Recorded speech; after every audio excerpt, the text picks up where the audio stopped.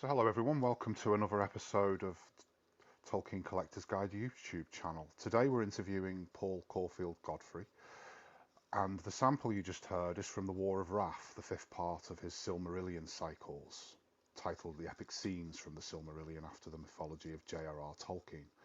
Now Paul has been working on Tolkien's words, working with Tolkien's words, placing them to music for many decades, and he's here today to talk to us about that and later on his new release, The Lord of the Rings.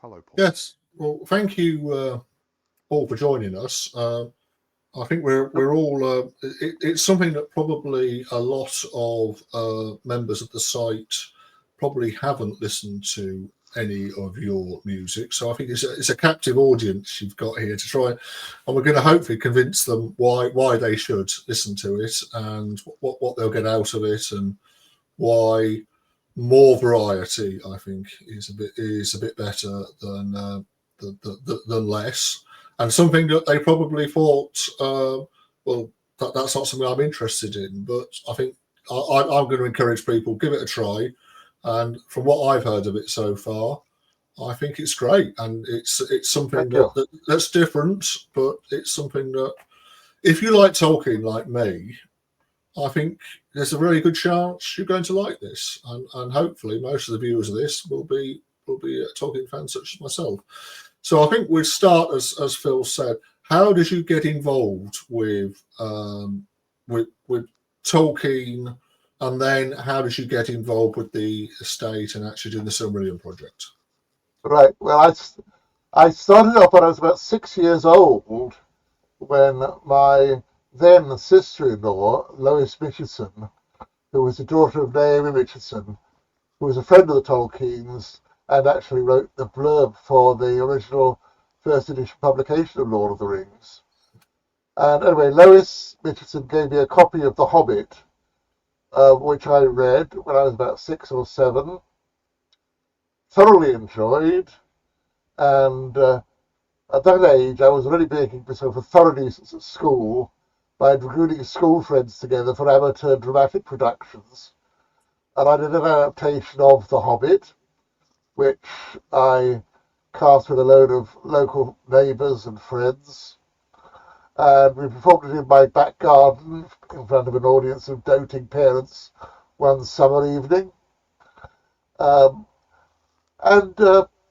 remember at that stage writing some bits of music for it, including settings of Down the Swift Dark Stream You Go and The King Beneath the Mountain, both of which are still in the scores as they at present stand. After that, I didn't do anything else very much with Tolkien for quite a number of years. The Lord of the Rings had just come out at that stage, but I was definitely told it was a work was for adults rather than children. And I didn't actually come across the Fellowship of the Ring until I was about 13 or 14, when it was still the first edition in those days, which is the way I first read it. And then I bought the first copies of the second edition when that came out. And so it's been about 1967 when I actually went back in musical terms to Tolkien. And I remember sitting down by a lake with a friend who'd gone fishing one summer afternoon at Chillingham in Kent, and scribbling out sketches for a set of what was then going to be orchestral and vocal pieces based on The Lord of the Rings and The Hobbit. A couple of the bits that were written then are also still in the musical cycle as it currently stands. I then went on to explore The Lord of the Rings in considerably greater detail over a number of years. And over the following 10 years, I probably assembled a fairly massive collection of sketches and some completed sections of a full-scale operatic cycle extending over 13 evenings, 2 on The Hobbit and 11 on Lord of the Rings, which basically included absolutely every part of the text that I could think of. Obviously, this was never going to get off the ground, And in any event, when I actually did get in touch with Rainer Unwin, I was told that the rights had been assigned for film purposes in those days to United Artists, and that nobody had been granted any rights at all, and I should therefore just basically forget about the subject for the time being. It was a couple of years later then, in 1977, when the Silmarillion came out, and I thought there was potential for material there. I wrote a symphony on the Anundale chapter, and I also wrote a piano rondo on the Akalabeth chapter, but there was nothing really there that was a way of dialogue that was usable for anything more extensive until the Unfinished Tales came out in 1981, I think it was. Yep. And then I wrote straight away back to Rainer Unwin and said I was interested in doing a setting of The Children of Hurin. And he came back and said, although there were no objections to that in principle, there was one major obstacle which I had to overcome first, which was that the Tolkien estate wanted to hear what I was proposing to do, including a sample, and they would not be willing to consider any rights until they'd actually heard what I was intended to do. I suspect they'd possibly already come into contact with one or two other people who'd been trying to do various other things in the Tolkien field and have not liked what they had heard. What I did then was that I sent off to Rainer Unwin a copy of an opera of mine that had been performed a couple of years before, based on an Irish myth, the Irish mythology of the dialogue of Vashti and St. Patrick, and also a demo tape which I'd cobbled together using a friendly local pianist and myself, both speaking the part of Hurin and singing the part of Morgoth. In order to get the right reverberation for Morgoth, I put my head inside a very large galvanized metal bucket and moved the microphone to a suitable distance away from the piano, the result of which was it must have been the most horrendous noise. But much to my amazement, I then got a reply back from Rainer Unwin saying that they were interested, and it was immediately afterwards a letter from Christopher Tolkien saying, was there anything he could do to help with the text? The first thing I did was send him off a copy of the text and I'd originally drafted it. I pointed out a couple of points where there were really horrible gaps in the story. Of course, we know what those gaps were, mainly around the Nargothrond scenes. But there was also a problem that I'd been heavily cutting back the opening part of The Children of Hurin, and this had left really great big holes in the story there as well, which I'd endeavoured to fill in by use of a narrative chorus to actually explain what was going on in terms of the plot. And Christopher Tolkien sort of made a number of suggestions about things that I could possibly use, including sending me some chunks of what was then still unpublished Book of Lost Tales, which he then said I could actually pick bits out of, but they weren't particularly helpful. And in the end, I just resorted back to my original idea of the narrative chorus. I never had any intention at that stage of writing anything more than The Children of Hurin. And it wasn't until about a year later when Priscilla Tolkien arranged for a performance of extracts from it at the Oxenmoot in 1982, I think it was. And after that, people said to me, well, you've got to do the rest of the Silmarillion. Yes, where's the text? Priscilla Tolkien said, I think you'll find there's rather more text than you suspected. And of course there was. There's a huge amount of additional material that came out over a period of the following years. And Christopher Tolkien again was quite helpful in actually pulling together things that I sent off copies of various drafts, etc. Got feedback. He enjoyed what he saw. I finished up with a cycle of 4 evenings, and those were finally finished a full 15 years later in 1996, 1997. At that point, I then sent it out to everybody who I thought might possibly be interested. There is this large-scale work on the Silmarillion. Are you interested in doing any part of it? And a deathly silence descended. Um, Eventually, when I did get responses from people, it was always on the lines of far too expensive, far too complicated to put on, requires far too much rehearsal time, more than we can afford. Those are the general run of things. So I then tried doing a reduced version of, for example, the love scene from Beren and Luthien, and a setting of the lay of Eärendil, which drew on material from the Silmarillion, but only involved a single solo voice. And I thought, well, that might possibly entice somebody.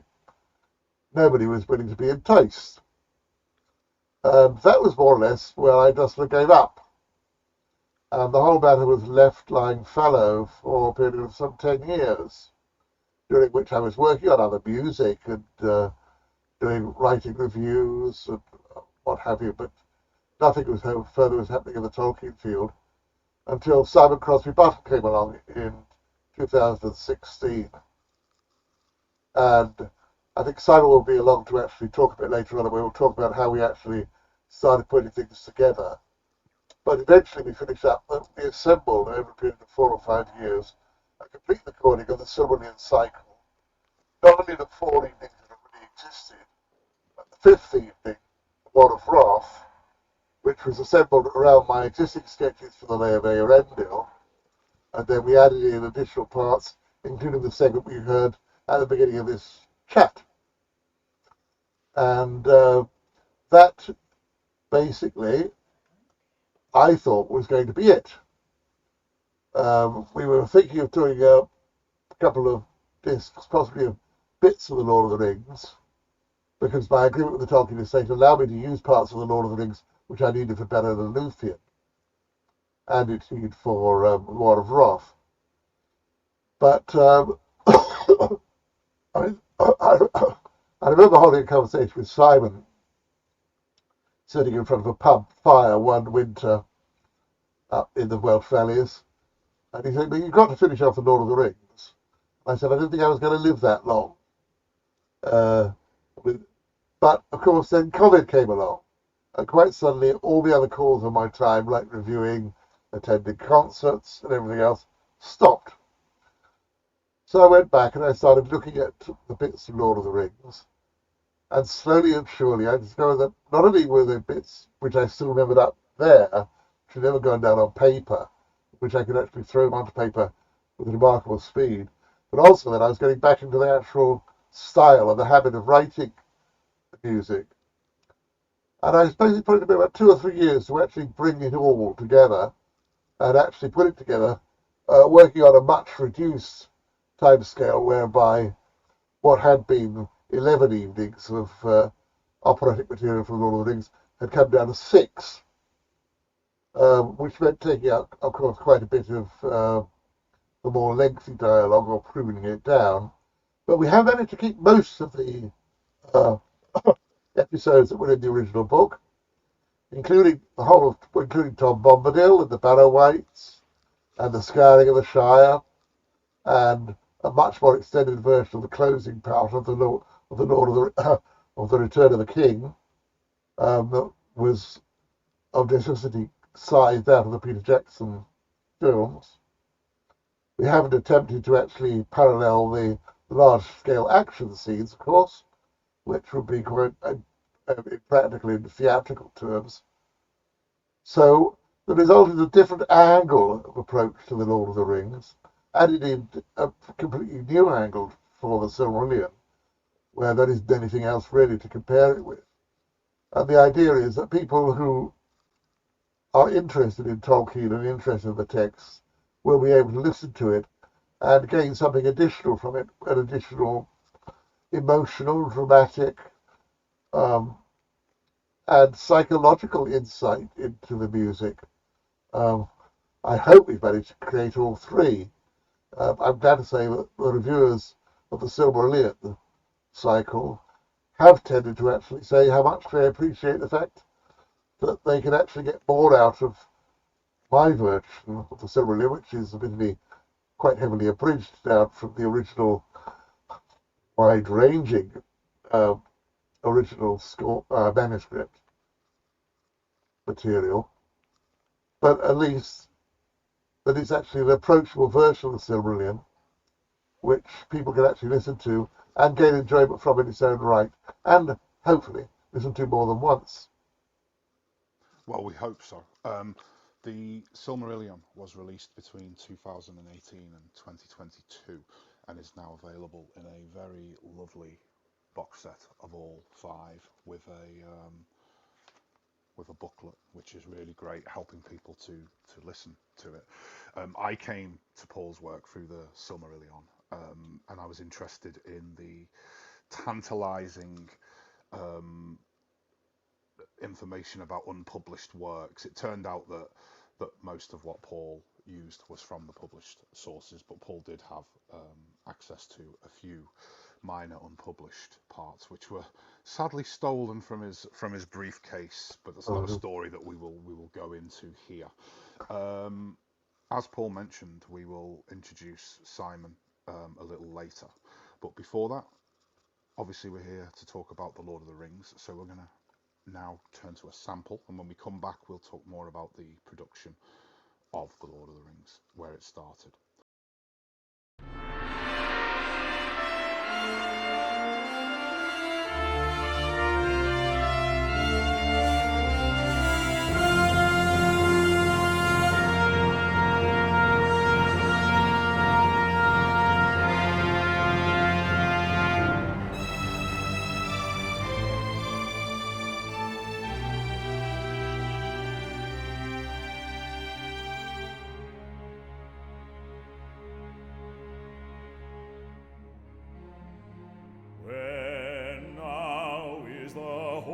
And the rider, where is the horn that was blowing? They have passed like rain on the mountain, like a wind in the meadow. The days have gone down in the west, behind the hills into shadow.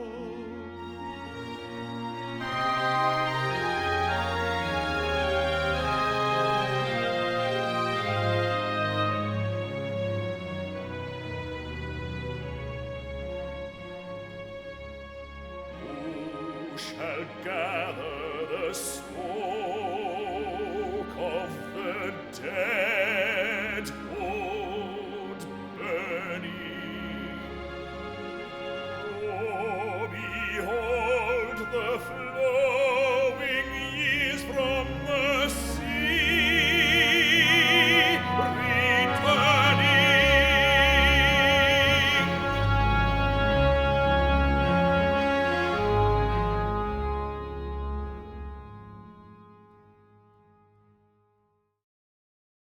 Paul, I'd be interested to talk about the music that we've just heard. Obviously, I think that is some of people's favourite parts of the book. Is some of the Old English, Anglo-Saxon, Rohirrim work. So, what were your sort of inspirations for actually coming up with that? Apart from obviously using the text of the book, what was in the book?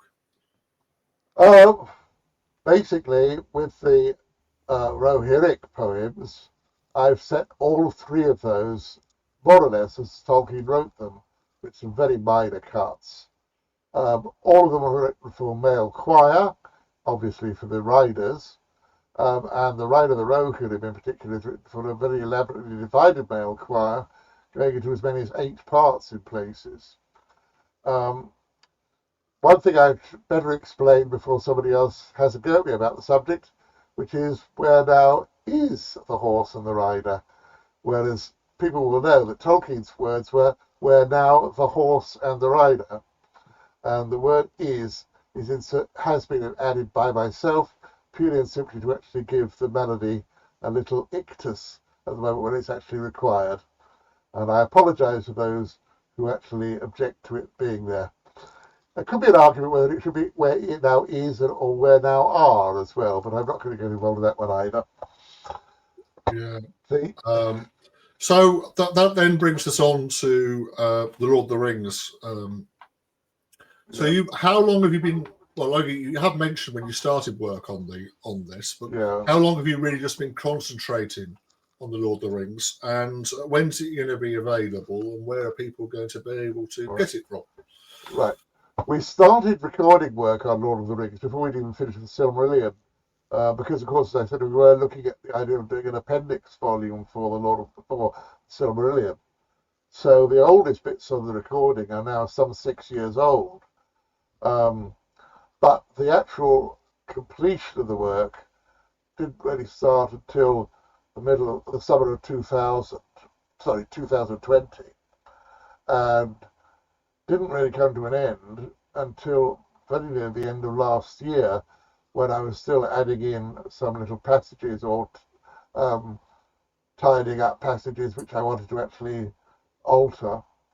The recording has been taking place almost contemporaneously with the writing in places, but the scores were all completed by the end of last year, and the recording was finally brought to conclusion about February this year. Correct. The intention is that the launch will take place at the Tolkien Society's Oxenmoot on the 5th of September, and the complete CD box will be available from that date. I can't actually show you what the CD box will be like with the cover, but what I can show you what it will look like in general terms. It's going to be a book like that, okay, with the CDs slotting inside it, yeah, like that, and a fairly substantial booklet in the middle, giving the texts and further information. We're also issuing at the same time scores. We originally published the scores of the Silmarillion because we'd had requests for it, and I was surprised, as well as very startled, when not only did we sell enough to actually cover the costs, but we actually sold enough to actually show a marginal profit. And we've done the same now with the Lord of the Rings scores, which are now ready to go out at the same time in September. I can show you two of the volumes here. This is the vocal score for volume 3. okay, which gives you all the vocal parts and a piano reduction of the score.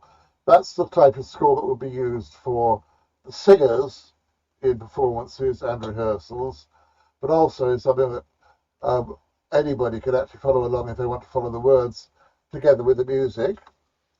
And we're also publishing the full score. This is a massive thing. Somebody once described this to me as a wallpaper book. It's not quite that bad, but it's not far off it. This is just one of the 3 volumes. Oh, okay. Oh, yes. Yeah, that is enormous. Yeah. Paul has edited. And as you may see, the typefaces are also minuscule. That's a passage. That's a passage, I think, from the Eruption of Mount Doom. The full score runs to about 2,500 pages. The vocal score runs to nearly 1,000. The Silmarillion scores are about on the same sort of scale. So, as I say, they are fairly substantial volumes.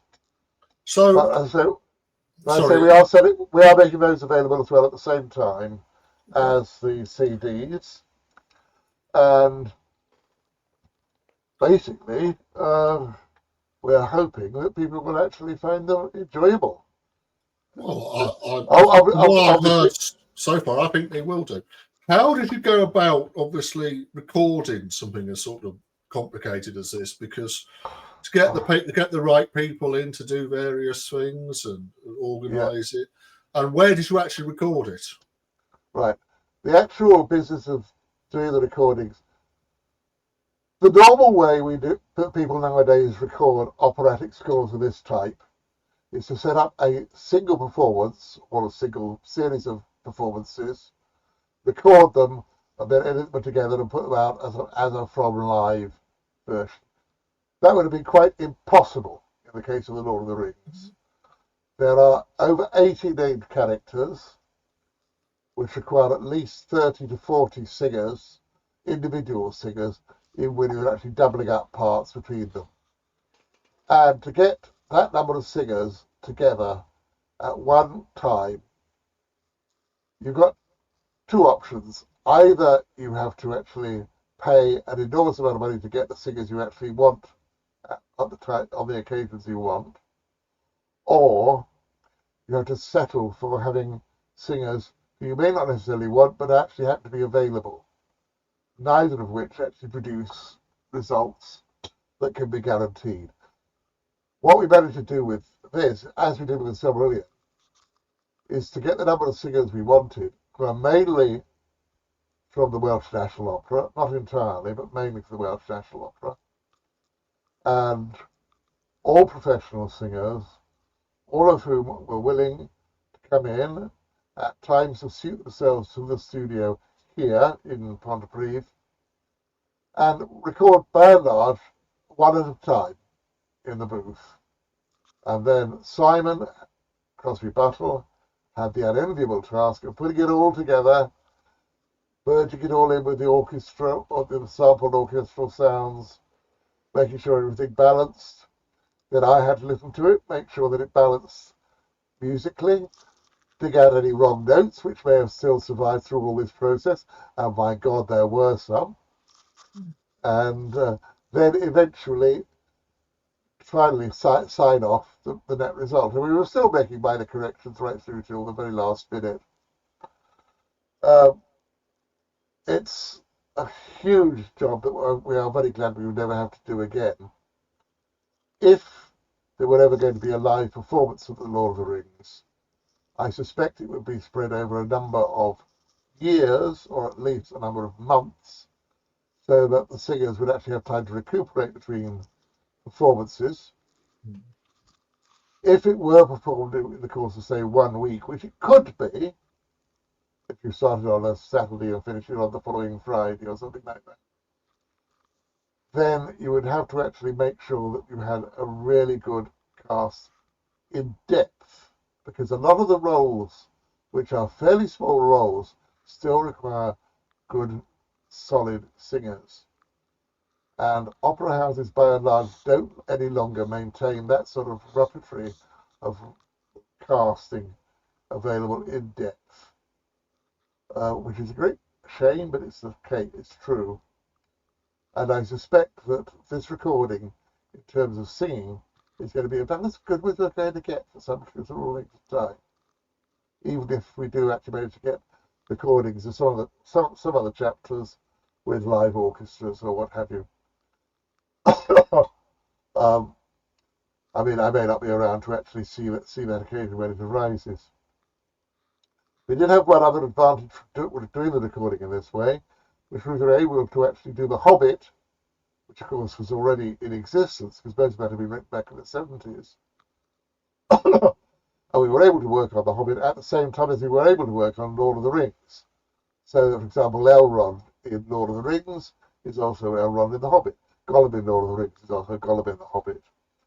And this means that, in fact, at the moment, although The Hobbit is not scheduled to come out till next summer, a good part, well, I would say well over half of the vocal parts are already have been recorded. So we are actually sort of ahead of ourselves in that particular department. It has to be said that the singers have been remarkable.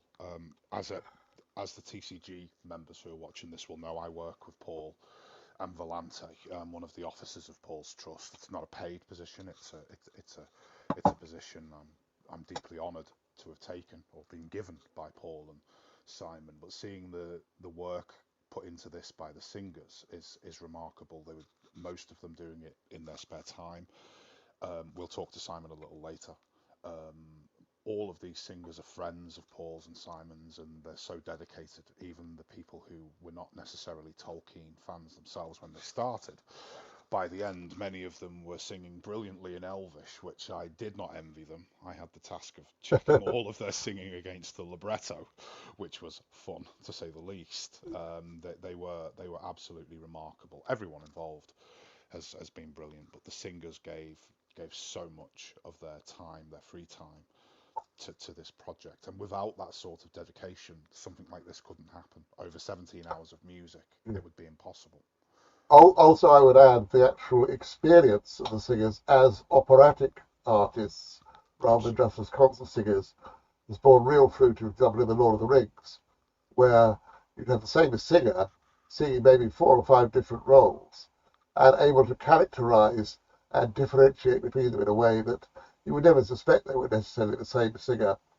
And probably the prime example of that is J.C. Hall, who manages to do Sauron in Beren and Luthien, and the voice of Sauron when Pippin is speaking in Sauron's voice through the Palantir. And at the same time is Ham Gamgee in the opening scene of The Lord of the Rings. And one of the trolls in The Hobbit.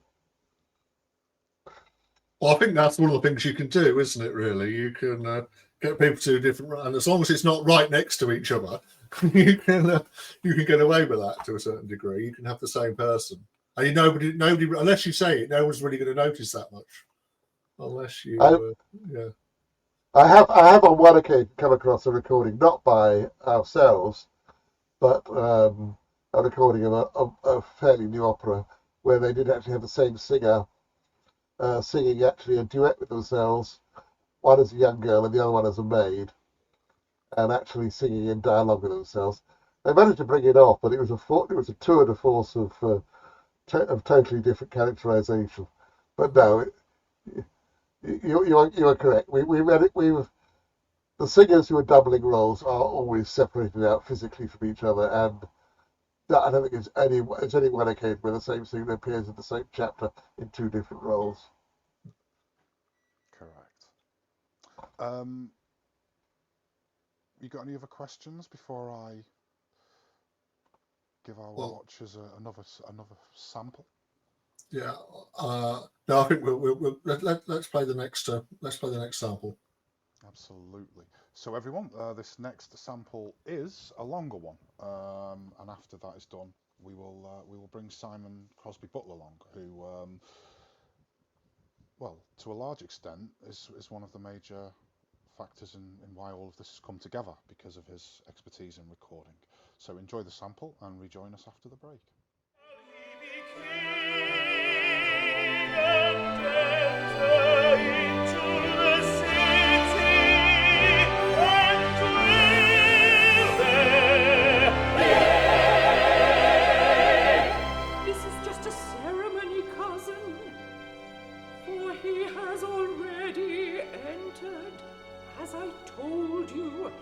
And he said to me,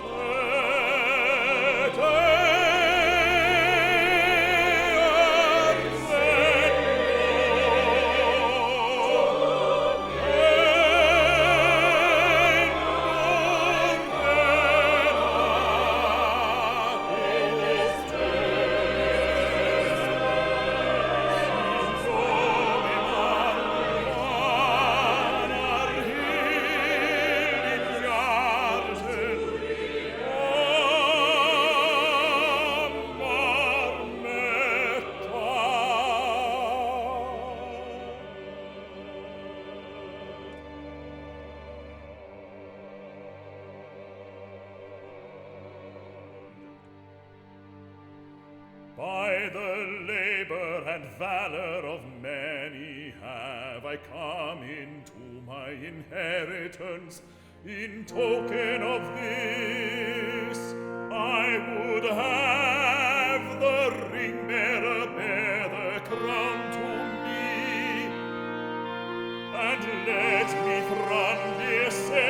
upon my head.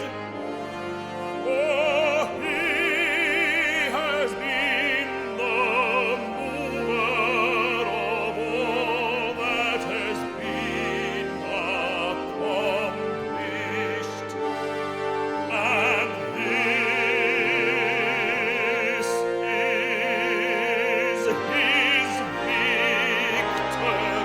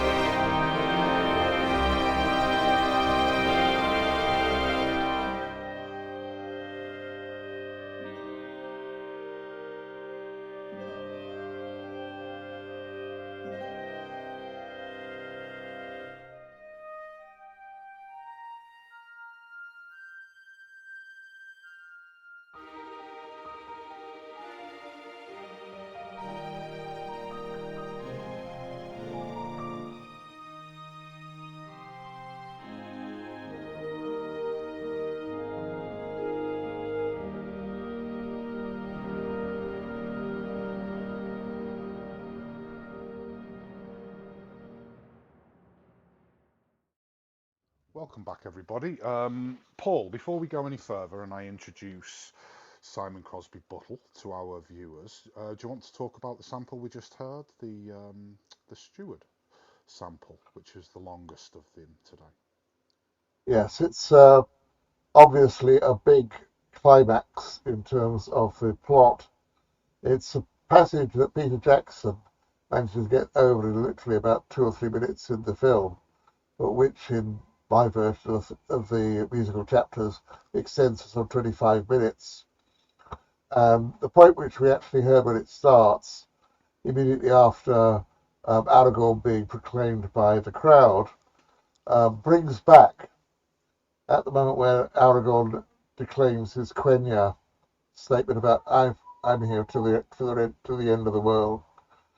And at that moment, you actually get the music coming back from the Silmarillion, which you've not heard at all in Lord of the Rings until that moment. And it's music from the Fall of Gondolin, where Tuon and Idril are actually singing their duet together. And at that moment, you hear the voice coming back in, the chorus joining in, welling up. And it leads through, again, lots of Silmarillion music, leading right through to the return at the end of that passage we just heard of the Song of the Eagle, which you've heard at the beginning of this chapter, sung by soprano soloist off stage, Rosie Hay giving it her all. And at the end here, you heard a collection of trombones giving it their all. and obviously it's a moment of great glory and celebrity. But unlike Jackson, it doesn't stop there, because it moves on then into the scene with Gandalf and Aragorn standing above Minas Tirith and looking down and wondering what will be happening in the new age, and that moment of the philosophy of Aragorn's "but I shall die" and what will happen then. And that's the sort of thing which I think is one of the things that lends that passage a particular poignancy. Absolutely, it does. Thank you for that. So Simon Crosby Buttle, everybody, works at and is one of the one of the directors of Volante. Yep. He is. Simon deals with all of the recordings. He has to deal with all of the singers, the tantrums. He has to deal with all of us, with requests and work to do. We basically keep him busy. When Simon came on board, Paul mentioned earlier on that he'd essentially stopped with his Silmarillion work, but Simon had a way to record it, and it resulted in this grand box set of 10 CDs, 5 parts of the Silmarillion. And then after that, Simon pushed Paul to conclude the Lord of the Rings. Now, I believe it was 2023, or was it last year, when the estate suddenly granted permission for the Lord of the Rings to be recorded. It's last year.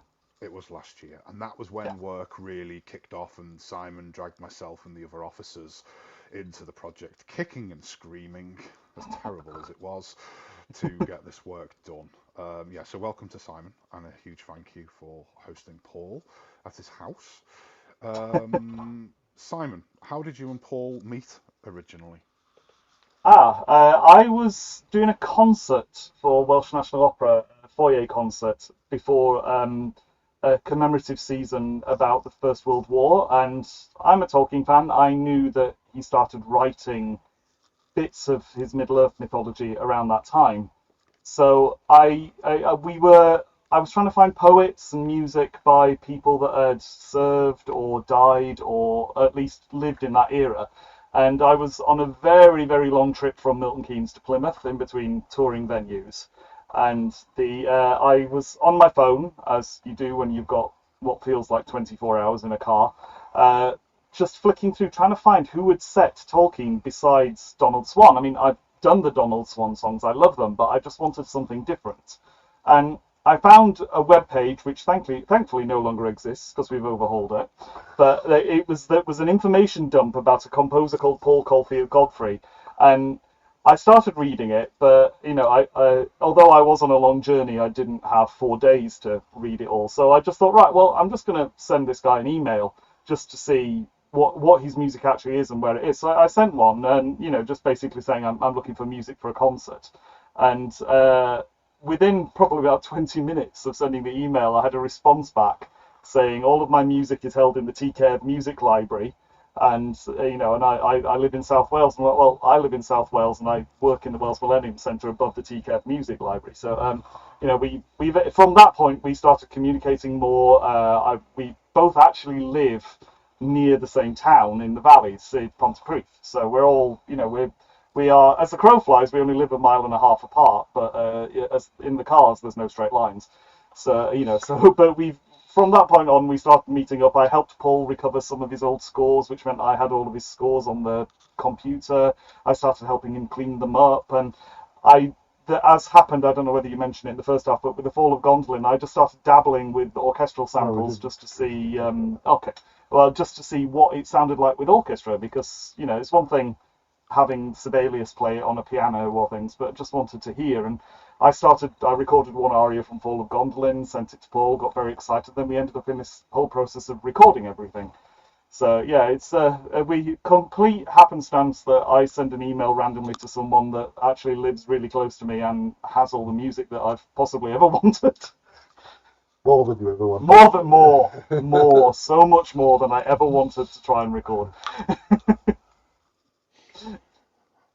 Well, that is a remarkable coincidence. You living so close and not knowing until you send the email. But that's very good. I think that's certainly very helpful as well, isn't it? Really, being in the same area.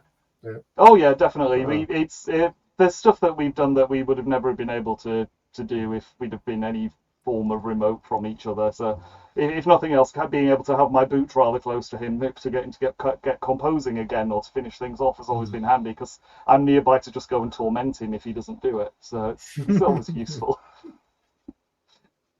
Now, I, th- I think I think I should add to that point that in acknowledgement of the fact that his boot has always been in the near proximity to me to make sure that I didn't keep composing, the score of the Lord of the Rings is actually dedicated to me. quite rightly so, in fact. We all know the work that's gone into it, but Simon has had to deal with 17 hours of music, and people would say, oh wow, 17 hours of music is a lot, but of course it's not actually 17 hours of music. It's 17 hours of multiple instruments and singers and everything else. And I've proof listened to the Lord of the Rings, as terrible as the responsibility it is, at least 5 or 6 times now. But Simon has probably proof listened to it one way or another, probably a couple of dozen times Probably so more far. than me. More than that. Yes, Yeah. it's been a long, long process.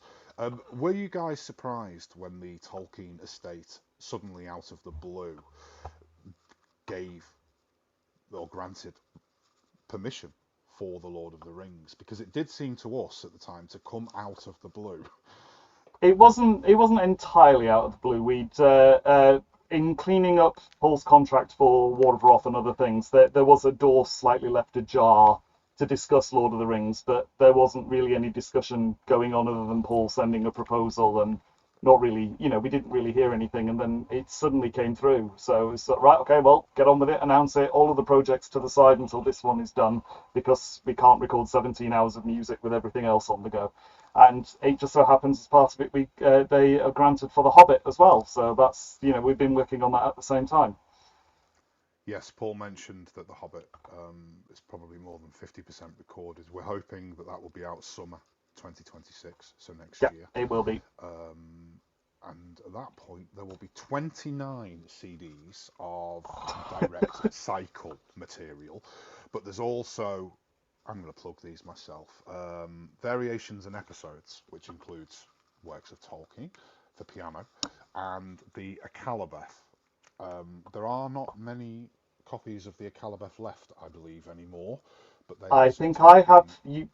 you might find the odd one online, and it is available digitally, but if you want a physical copy, I think I've got, it's not many, probably only 10 or 12 copies of that one, physical copies of that one left. There we go. So anybody who wants all of Paul's works connected to Tolkien, better act quick.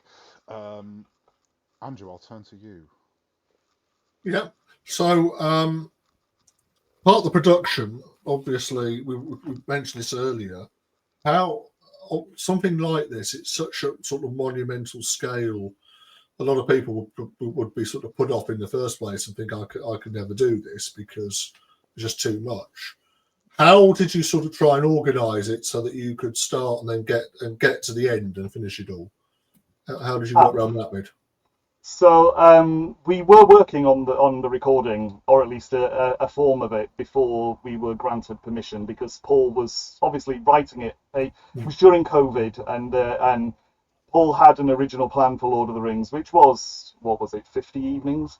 Felt like 13. 13. 50, it felt like 50. Yeah. And I hacked it away and gave him a version that was, I think, was 5 evenings, and it's found its way back up to 6. And he started composing again, because we figured, well, we'll just keep talking to them about the rights, and if we get them, we get them. If not, at least we're working on it. So I had the luxury of doing it, as a one bite-sized chunk at a time, because Paul would write a chapter, send it to me, and I would just get an orchestral version ready, just because we were sat around and we had the luxury of time at that point in history. So actually, it kind of built up, because when we first started putting some of the orchestral stuff together, some of the old stuff was done well before this, because Paul had it written for 50 years. But all the new stuff, it was just little by little appearing, usually in order. The chapters, weren't they? You kind of went through in order, So yes and yeah, no. yeah, you had a few blips where there was no existing material whatsoever from what he'd written. But so I was working on it bit by bit, and then we started talking about, getting singers in and how we were going to do it. And I had about 5 or 6 different plans as to how many singers we could do it with. There was a version with a lot fewer singers, but it would have been ridiculous. You would have been singing basically to yourself at a couple of points, but at least it would have been something that Paul could hear. But then when the rights were granted, that was when we turned it around fully and said, right, okay, well, how many singers can we do it with that's not bare minimum and ridiculous, but still not stupidly high? Because we don't have much of a budget. So, and the singers are all my friends, and I have underpaid them. I will freely admit that to you now, and if any of you hear it, I have underpaid you. I cannot thank you enough. But we've, I think we got away with 34 singers in the end, which with a cast of 79 characters, that's quite something. Especially trying to have a chorus as well, because normally it would require a chorus of 40 to possibly 80 in some sections of it, and because it's digital, we've managed to do it with 16, which I can then balance to make it sound like there's a lot more. But you would never want to hear it with 16 people live; they wouldn't be heard. But at least on a recording, we can do it. But yeah, it's all about kind of eating an elephant one mouthful at a time. You don't think about the length of it until you start having to listen to it and check it at the end. You just keep working, and as it is, a lot of the characters, some characters from the book that are very present, don't actually say that much. There are entire chapters where Sam doesn't speak. Merry and Pippin, they're always there, but they don't say much at some points, and then you can't shut them up for others. So for the singers, actually, even though it was 17 hours of music, aside from Gandalf, Aragorn, Frodo, and Sam, the majority of them, it was only like recording a normal length role in one opera, because there's so many characters and so much story split. So actually, aside from those 4, it's not. Some people don't say that much. It's Arwen.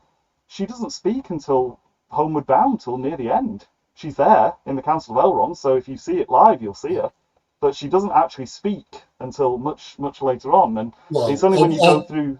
Yeah, well, Arwen, obviously that's because she was brought in right the last minute into the book, and Tolkien didn't really want to type it all out again and give her an enormous. To be honest, it would have probably been better if he had, because I think she should have had more in the book. I think she's much more an important character than she comes across in the book, because she was only right at the last minute.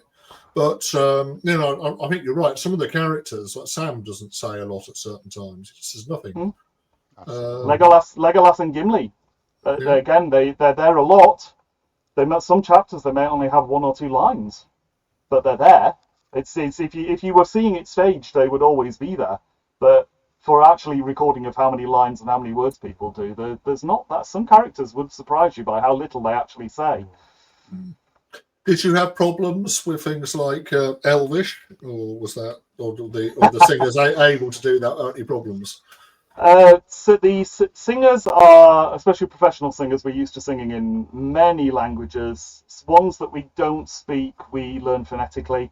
So the Elvish, there's not an enormous amount of it, but what there is, it's actually, the singers here are used to singing in Welsh. They're used to singing in, so actually there is some crossover, and there is a lot of pronunciation that you do when you speak, which doesn't always translate when you sing. So I've had to kind of, I've gone through it and simplified bits of it so that they're open vowels and things, just so that it sings better. But it's what you would have to do live anyway. So if there is anything that you feel is wrong, I am entirely to blame, and I will find some excuse to tell you why. But but yeah, it's basically they come in and you just tell them what to say and they do it. They're professionals. I think I should point out with regard to the Elvish that certainly in Lord of the Rings, I've gone out of my way to try and stick as closely as possible to Tolkien's original text. And when I've made alterations, they've usually been for the sake of clarity of diction. Yeah. But I have not at any point actually written additional dialogue, for example, for Arwen in an earlier scene, in order to expand up a role. I've stuck as closely as possible to Tolkien's original. In the Silmarillion, I felt myself less constrained in that fashion, because Tolkien himself, after all, had not actually finally polished up the text in the way that he had with Lord of the Rings. And In particular with the Elvish there, I made some adjustments to the Elvish in order to make some of his earlier 1930s scripts conform more closely to what modern people might possibly expect. I suspect I made a mess of it, because I suspect that what I've now done is neither fish nor fowl nor good red herring. But it's a version of Elvish which sings satisfactorily. And it's consistent with itself. Nobody yet, thank goodness, having said this, of course, I've doubtless asking for trouble, but nobody yet, thank goodness, has actually turned around to me and said, what I've written is actual gobbledygook. I think I will add, when I was proofreading and listening, the libretto versus the audio, I found the Elvish to be very good. An opera has an advantage when a person speaks in Elvish. They have to get it right because everybody will notice. I believe that when a singer is taking on Elvish, they have an advantage, because when you hear someone like Emma sing Elvish, it's beautiful, and you can forget some of the bits, if there are any bits there that the language experts might cringe at. The beauty of what they're saying, it's a different medium, so it's slightly more forgiving to the Elvish as well. But I believe that, touch wood, it's all correct. On the libretto, and quickly, I should point out that to those of you who've never listened to an opera and choose for the first time to, we hope you do. The booklet is really quite important. Within the booklet is the libretto, which is the text. Of course, it is Tolkien's text, but Paul has also written up stage direction. Now, this is quite normal for operas, but of course, because this isn't on stage, you're not going to be popping it into your Blu-ray player and watching it live on, through the TV. The stage direction is really important because it gives you that indication about what's going on behind the scene and who is there. So you can listen to it without the libretto, without the booklet, of course. I've done it and it's incredibly beautiful, and most of us know the story, so we have that advantage already. But for those who want further information about what's going on in the scene that isn't represented by music or singing, then the stage direction is very important for that. And Paul has taken great care in making sure that all of that direction is available for people who want to read it. We will also have a digital version of it, because booklets can be very small. So I might add that in the stage directions, I have occasionally altered Tolkien's indicated directions, purely and simply on the grounds that I suspect on stage they would look totally ridiculous. For example, Gandalf does not grab Sam by the ear and pull him in from the garden at the end when Sam finds out about the ring. He opens the door and Sam is hiding behind the door. There are other things, other alterations of that sort, which are made purely and simply for the practical considerations. Oh, there's lots of practical things. If it was ever done on stage, we have to stand and sing it. That is the basic thing. Is you can have stage. We have it in standard opera where there's stage directions and you read them. Go, well, if you can either have me doing that movement or you can have me sing, because even down to basic things like saying Gollum grabs Sam by the throat and then Sam singing, it's not going to happen. So you have to find other ways of doing things so that they work for the medium. It's not about trying to, it's being as true as you can, but being true to the medium of which you're doing. And the basic thing is in opera and operatic things that you still have to be able to sing. So as you know, and it's the thing with Frodo as well. There's only so weak I can make him singing and still be heard and carried. But then when he turns nasty, then whoa, yeah. So there are moments where you can unleash, but it's you've got to do what's right for the medium, and if you try, you stay as true as you can. That's basically the best way of putting it, I think. Where it's not a malicious change. It's just, I mean, there are some obvious ones in the Silmarillion. Having Huan in Beren and Luthien, just to sing 3 lines would take half an hour of music to set up. You would have to have an opera singer crawling around on all fours for the better part 2.5 hours just to sing 3 lines. It's an important part of the story, but for the Paul's version, it's not. It would just be laughable on stage, and you don't want people laughing at that character. So he's better off just being pushed to one side just for this version. Interesting Well, enough, Chris Seaman from the Tolkien music side, in his review of it, actually said that he thought transferring Huon's lines to Luthien actually was better because it strengthened Luthien's part as well. well, I agree. I think as well, for instance, a talking sword might be quite hard to do in an opera because how you can't really have an actor dress up as a sword and then start singing. No, You can. luckily, well, You yeah, can actually. you can, but it looks can. rather naff. But in Children of Hurin, Paul's done it so that members of the chorus, because the Silmarillion is a narrative chorus, there is always a chorus there singing and saying what's happening. So members of that are actually the voice of the sword, and they won't necessarily be seen, but they're heard. But so you get away with that, and all But it's there's things like singing dragons and things which we had to deal with in Children of Hurin. We have to deal with it in The Hobbit. There's only so much you can do and have it still be, so it's just down to basic things of heights. I know when they do the musical, there's height limits on singers, but the most important thing in Paul's version is that people can sing it first.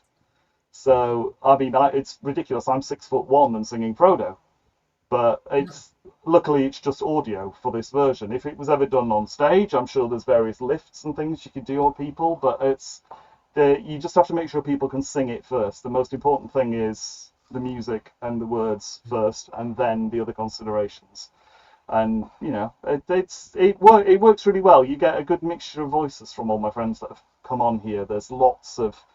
I've deliberately cast it so that you're not hearing people that sound anywhere near similar voice types near each other, and that's really hard when you consider how much of that cast split off, come back together, cross over with each other. Even down to things like, you think it's fine to pick a certain singer for Faramir.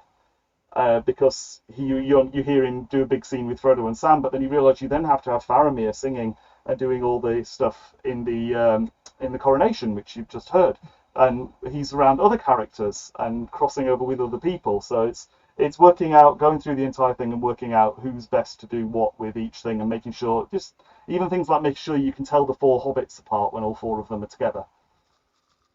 Absolutely. On the subject of elves, let's listen to another sample. This is The Mirror of Galadriel, and my favourite singer from the production, I think, Ankarad Morgan. Most wonderful voice and a great Tolkienish sort of name, Ankarad. It's brilliant. So enjoy this sample, everybody.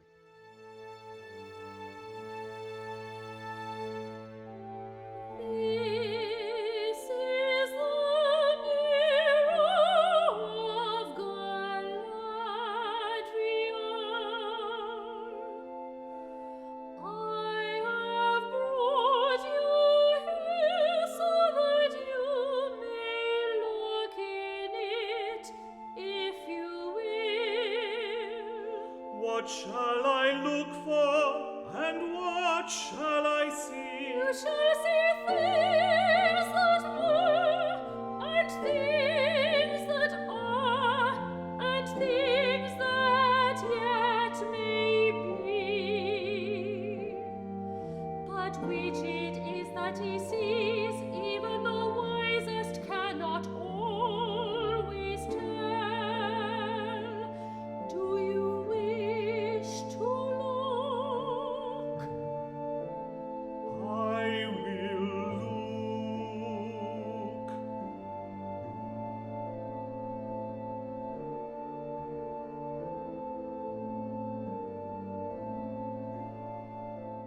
So welcome back, everybody. I hope you enjoyed that little sample there of Galadriel, one of my favourite parts. Simon, I want to talk briefly about the physical production of the product. We obviously went through many permutations of design and all sorts of elements, but one thing that was always constant was the artist, which is exciting for me because he's probably my favourite Tolkien artist, and that is Ted Naismith. By coincidence, the cover for The Lord of the Rings, for our version, for Paul's opera, is the piece that won this year's Tolkien Society Award for Best Piece of Art. Yes. So yeah, how about talking a little bit about the physical product for us? Okay. Now, have you showed them what the packaging is going to be? Yes, I You have. have. Okay, that's fine. That's all right. So, yeah. So, we had this rather wonderful thing that I managed to work out, the digibook, and we needed. I always wanted to have Ted back. Ted was wonderful many years ago, before we even recorded anything of Paul's properly. You had a conversation with him, didn't you, where he said, if you ever record anything, let me know and we can sort out so that you can use some of my paintings for cover art. And we did that for the Silmarillion. Silmarillion was slightly tricky at times because we couldn't use anything that had been in a published Tolkien book. We could use stuff that was in the calendars and things, and so the Silmarillion was tricky because yes, exactly like that. So Fëanor was very difficult because there wasn't really a painting of Fëanor that we could use, so we had to use one of Morgoth with Fingolfin and thing. But we ended up with wonderful artwork, as you can see.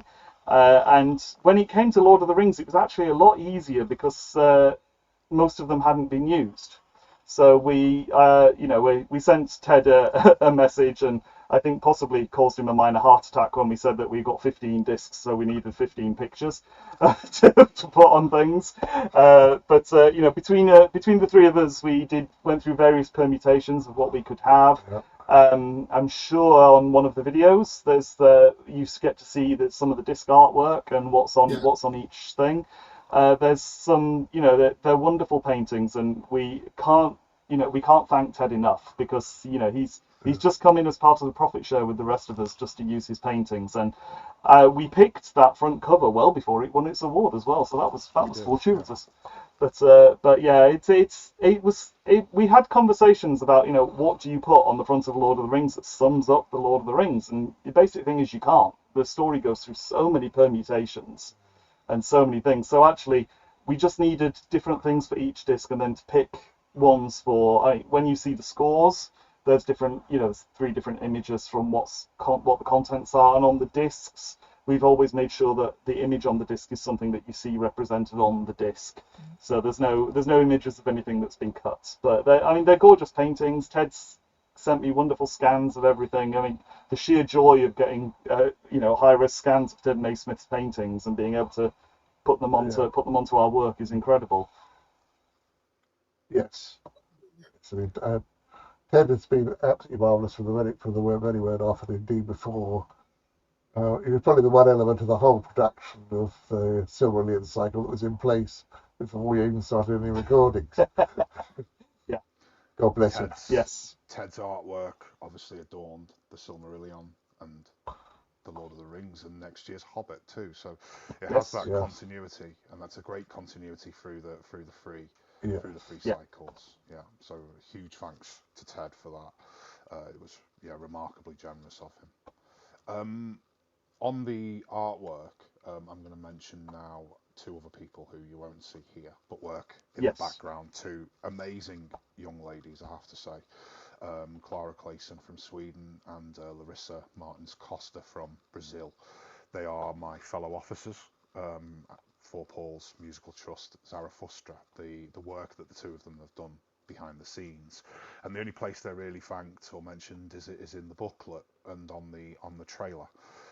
So yeah, those 2 worked incredibly hard getting the borders done, the extra pieces that we needed to finish off the product, basically. So an enormous thanks to them for that. Yes, definitely. They are incredible. They when you consider that I cajoled, bribed, whatever it was I did to get you all involved, and they started off with just listening and reading, or in Clara's case, she was helping me do the metadata for digital releases. No, they're not pleasant jobs. They're just number crunching, but it did mean that you got to hear it and do things like that. So when I realized for the artwork we needed something that was, because I with the Silmarillion covers, we always had issues with colored text putting them over the paintings, so I didn't want to put any text over paintings.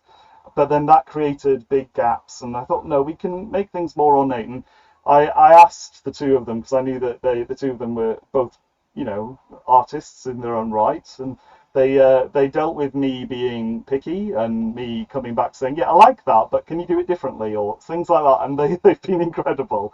It's just, and it's the same with The Hobbit as well. There's a design on its way for that that's something special as well. Yeah. It's kind of doing something that's not related to anything you've seen before, that's for our version. So you've not seen it on any of the videos, and you don't see it on the front cover, but when you open the front cover of Lord of the Rings, there's a rather special symbol that the two of them have designed for us as well, that's specific to our version of Lord of the Rings, and there will be one for The Hobbit as well. It's just wonderful to have our own little kind of iconography, because iconography is a big thing in Tolkien books, and I know it's a CD set, but we're making it look like a book. So it's just good to have things look right. And they have been incredible, and we can't thank them enough. I'm sure I will still continue being just as picky, but thank you. Right. Well, I think we're getting towards the end of today's talk, and it's been great having everyone on. But I believe that our last clip that we're going to do is going to show is a scan of the Shire. So I think it would be quite nice to talk about something that often gets cut from most adaptations, and I find is in a lot of cases is one of the most moving parts of the entire book, that people who say never read the book don't even have just seen the films, probably don't even know exists. So what did you do with the Scouring of the Shire and things like Saruman and stuff on those lines? Do you want me to start with this one? I'll start talking about Saruman himself. Saruman, as Tom Shippey pointed out a great many years ago, is the most modern character in the Lord of the Rings by a mile. He talks like a modern politician in a way that nobody else in the Lord of the Rings even begins to approach. And I was determined with the way that I actually wrote for the voice that it had to be a quite specific sort of sound. And what I aimed for was the slightly suave, cultured tone of a Mozartian or Baroque classical tenor with slight ornamentation to the sound, and everything smoothed over and rendered more immediately palatable. Oleaginous is probably a nice word to describe it.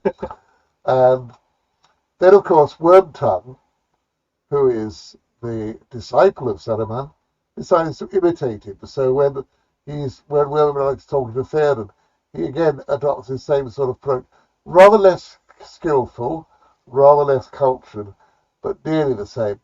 And that means that when Saruman's mask slips, as for example when he's going into full-scale Sharky mode, when his mask slips, it suddenly becomes all the more terrifying, because you're suddenly getting the stark viciousness of the man coming through. And this then extends, I mean, we're hearing the part from the earlier part of the Scouring of the Shire, but this extends across to somebody like Bill Ferny as well. Yeah. There's the scouring is condensed. It has to be, but in Paul's version, it's about 20 to 25 minutes. You obviously, if it's done on stage, there's lots of scenes that have to go on. So what we've done is condensed them into each other and moved things along quite quickly. It's meant that characters like Bill Ferny have become what were henchmen, because why pay 2 or 3 people to sing something if it's done live, when you can have one person be all those things and basically have that. So yeah, Bill Ferny, and you get to see some of the hobbits come back, and Ted Sandyman gets a little. Ted Sandyman comes back. Yes, he's a wonderful character. Absolute delight at the beginning and the end of the piece. But it's it's wonderful to have some of these characters back, and also the Hobbit music that you hear. So when you listen to the Lord of the Rings, the very beginning may not be what you're expecting, because you're in the Shire, and the music for the hobbits is very specific to the hobbits. And so, of course, when it comes back in the Scouring of the Shire, it comes back, but it's slightly twisted because things aren't quite right. And eventually, it's they find their way back and everything. But it's just it's a wonderful scene, and because we've not been, fair enough, we have condensed this down a lot, even from Paul's plan, but we have breathing space for things like this. And actually to have those scenes, the entire last evening, in fact, so that everything from Mount Doom up to the end of the Grey Havens, the ring is destroyed at the end of Mount Doom. So you then have another 5 chapters of closing things up and saying farewell and things. It's a wonderful thing. And then, of course, the scouring is important to the hobbits. And it's where you find Frodo say he's not going to lift a weapon anymore. And he doesn't raise his voice to Saruman, and he just keeps on an even keel. And it's what happens. And there's also, for those of you that have listened to the Silmarillion, and we've mentioned that the works are interconnected, but Scouring of the Shire has some very specific hints back to the Silmarillion and the Valar at the end. It's when Saruman dies, that it's worth listening to, because you can listen and go, oh well, that's nice. That's well, nice. He's died, but it's go, oh, that's interesting. But when you know what you're hearing, and what you're hearing is the gods judging him and deeming him not worthy, musically, it may not be what people are saying, but this is why it's often good to listen and listen again, because you start to hear and connect things together, and hearing the Valar basically judging him as he dies, quite something. And whilst we're on the Scouring of the Shire, Bill Ferny caused me no end of problems. Lawrence is wonderful. Lawrence is incredible. He's a fabulous character when he sings Bill Ferny. But I realised quite late on in the process that Bill Ferny suddenly appears in the Scouring of the Shire, and everyone knows who he is. And there was even a line mentioning like that friend of Bill Ferny's at Bree, and I was like, well, we didn't see Bill Ferny in Bree in this version. And in the Prancing Pony we have Mugwort, or we had Mugwort. Now, through an absolute sheer coincidence, I'd cast Lawrence as both Mugwort and Bill Ferny. And in the end, I just said to Paul, so right, it needs to be the same person, because if they're going to meet him and recognize him, they need to have seen him before. So we went from 80 characters to 79 just on an absolute chance that I'd actually got Lawrence to play both characters, and it works out really well, because you get to meet Bill Ferny early on, and then he's back again in the Scouring in his true form. And he's slightly dubious in Prancing Pony, but by the time you get and you'll hear him in this sample, he's a delightful character. Yeah, he's a thug. Well, he's a waste of a good apple. That's always the it's a great line. That. Yeah. It's one of the example, the practical complications and considerations that have to be made for any project. We found all sorts of things that we had to change slightly or refine. Fortunately, because Paul had worked on this for so long, we could ask a question and it wouldn't take very long to get a definitive answer, which is always helpful when you're working on something so large. Or I changed my mind. Or Paul has changed his mind, which can happen from time to time. Yeah. Not very often, but every now and again. Yeah, it's there are, in a project this large, there are always things and some things don't come to light until the singers actually sing them. Because I can listen to the orchestral tracks and everything with a piano playing a voice part, and it's only when someone's here singing you go, "What are you singing there? That doesn't make any sense with that." So of course then you have to call Paul quickly whilst you're in the middle of a recording session. Right, we need to change this word because this sentence doesn't make sense because of how things have been cut and condensed. So we've nailed it down now. I think. Yeah, but it makes sense within itself, which is the most important thing. Yeah. Well, before we close out with one last sample, we will be long gone. I'd just like to say, because I started out as a fan of the Silmarillion, and obviously I met Paul and Simon through email, and somehow I ended up working on this crazy project with them. It's to say it's a pleasure and an honour is an understatement. You're all in for a treat, the people who choose to listen to the Lord of the Rings, and those of you who do, we thank you, and those of you who decide because of trailers or anything else, then we hope you have a great time with it. It's an extraordinary journey. It has been for us making it and getting it all ready, and work continues. But as I said, everybody is in for a mega treat with this. It's extraordinary 17 hours of music. So thank you both. Yeah. Yes, thank Thank you. you. Thank you for doing Thank this. you. It's always Anytime. nice to have something that's a bit different, and this is definitely different, so that's good. Yeah, as a little addition, I mean, it's been wonderful having everyone take part, like Phil and everything. It's incredible because all the Silmarillion we did with the two of us and the singers, and it's been wonderful having other people because I could not have got through 17 hours of music and stayed loosely sane. Don't you start. Stayed loosely sane without the help that I've had. And for any listeners, if you are fans of opera or you are not, treat this as something different. This is not for passive listening for your first listen. Sit down with the libretto, as Phil said, and follow it. After that, you can listen to it again and again, and things will stick. But it's a story. It's treat it as a musical audiobook, if you will. It's telling a story. It is drama and words with music, and it's definitely not background music. It is something to actually let wash over you, and if you're anything like Phil, burst into tears every now and again. This is true. There have been moments. Well, okay. Well, as I said, thank you again. I think we're going to close down what we're playing, the Scar of the Shire, as the last clip. And yeah, thank you. Thank you. Great. Thank you. Thank you. Yeah.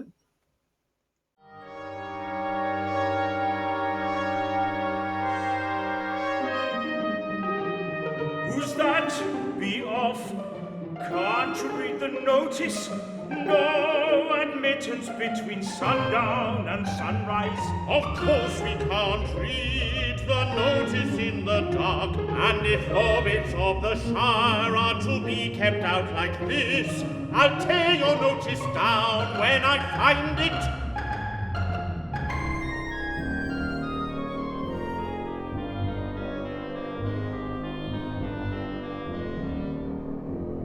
Come along! If you don't know me, hop Hayward, you ought to. Bless me, it's Mr. Merry. Why, they said you was dead, lost in the old forest by all accounts. I'm pleased to see you.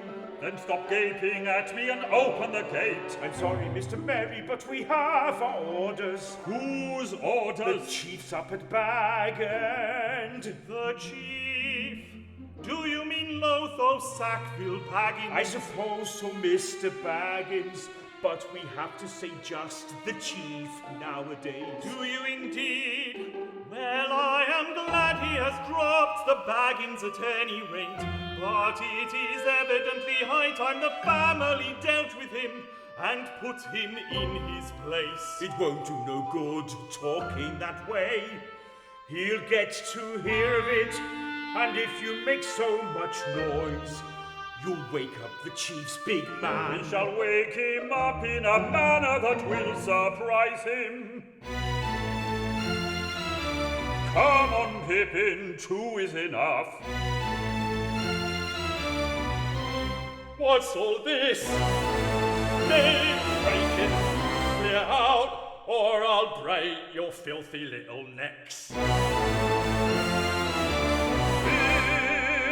Honey, if you don't open that gate in 10 seconds, you'll regret it.